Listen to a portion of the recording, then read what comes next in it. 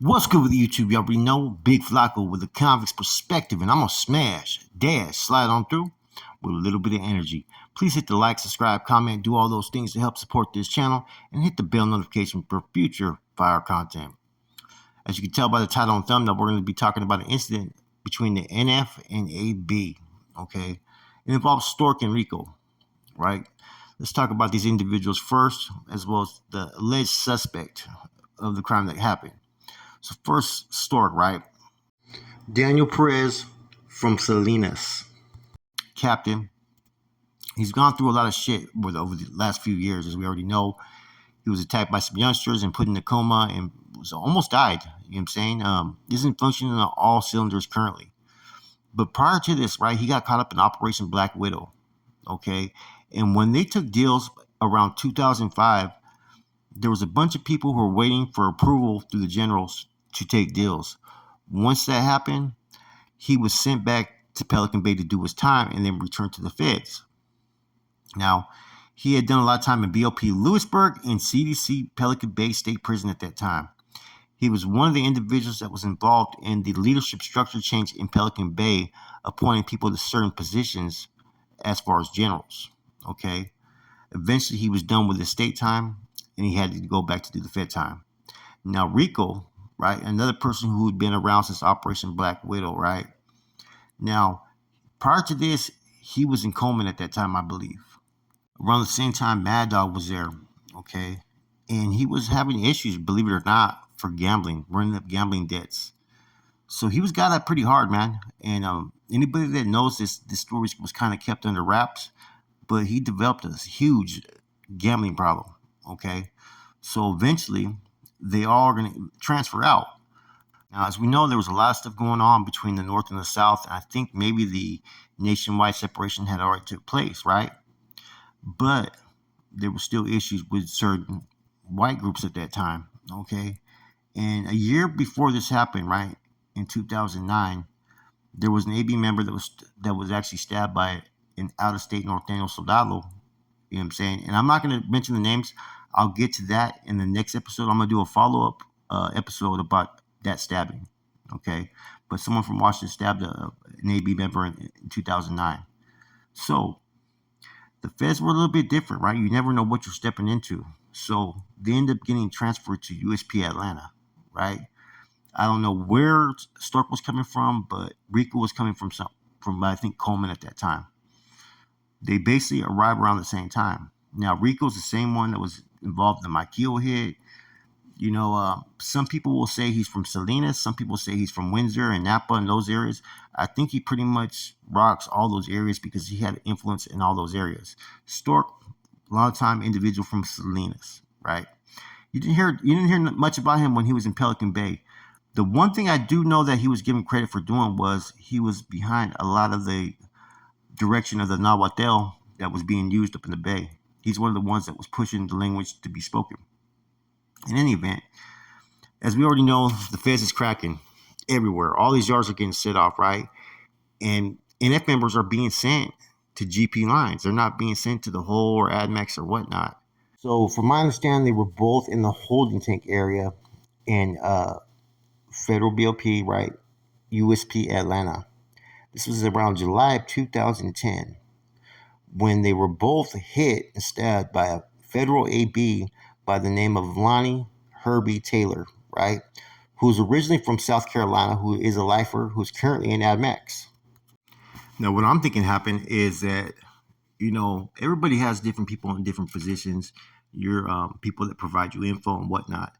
I think somehow the AB got word that they were coming in on a bus that week and made them primary targets. And I guess this individual, Lonnie Herbie Taylor, was the one that had the best access to make a move on them. Now, I think in the feds, if I'm not mistaken, you could have different yards there, you know what I'm saying, with different individuals that are separated, but yet they're at the same facility. Apparently, they did not want these guys to even touch down on the yard. So apparently, they got moved on real quick. Now, as we know, Stork was kind of under investigation lightweight because he was one of the ones that created that chain of command up there in the Bay and started placing people in positions, and he was holding a general position in the state at that time. Okay, so and then with Rico had them gambling debt. So you had two individuals, right, who had some current issues against them within the organization. That some people tried to start a rumor saying that the NF may have been behind it, and this was the best way for them to get them without it being exposed. But I don't believe that to be true. I heard that there was a stabbing about a year before, to where AB got stabbed by Usp-Atl from out of state. Now I'm going to do a video the next day or two about that AB member, as well as the Usp-Atl that stabbed him, right? But people are saying that pretty much this was retaliation, and I don't even think they needed to have retaliation. I think just AB in general are probably not wanted to walk the yards amongst, the NF and North Daniels, even though the filter that Skip put out said only Cali AB. Now, ironically, this same AB member, either before this incident or after this incident, when he was in Terre Haute, had killed a black inmate with a 2x4. And I say ironic because Stork isn't able to function on cylinders and is having issues mentally based upon the fact he was beat with a 2x4 as well. In any event, man, this right here kind of opened the eyes to the NF at that time that, at any given moment, you have to be prepared to engage with the enemy. That day, neither Rico nor Stork were prepared. You know that old saying, anybody can get it? This just proved and humanized both these individuals that, hey, there's those that are part of other groups that are oppositions that don't care about who you are, what you represent, or what your status is with your people. They're going to come at you and they're going to come full force. And that's exactly what this individual Lonnie did.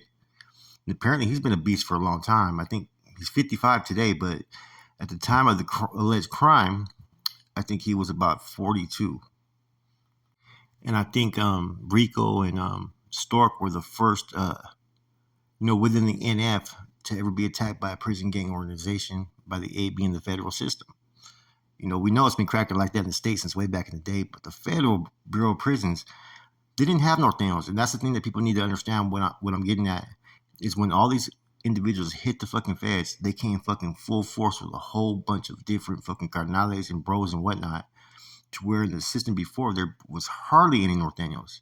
And there's still not a ton of North Daniels by the BOP standards, but now they operate on several different yards. And it's because of incidents like this, to where getting stabbed or rushing the group or kicking it off and chopping cats up, is why now they have separations from all those groups that they've warred with.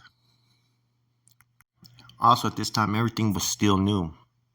They were still figuring out the feds, who the opposition were, who they can rock with, because the NF walks the yard with the AB of Texas, believe it or not. Aryan Brotherhood of Texas. I've seen North Daniels take pictures with ABTs.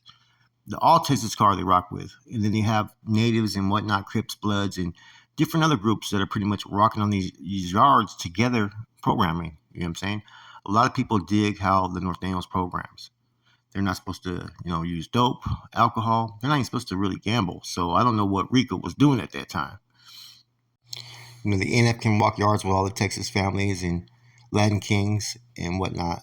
The Mexican Mafia has the Mexican Mafia of Arizona, and they also rock with the Nuevo Syndicate of Mexico, Nuevo Mexico Syndicate, which is the New Mexico Syndicate, which has been around since the 80s.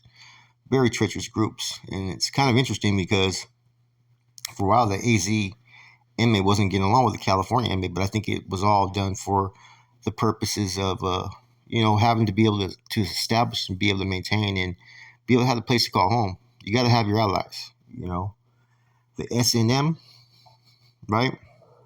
I think that a lot of the groups that they war with, right, are the same groups that, either the inmate doesn't get along with or the Arizona inmate doesn't get along with.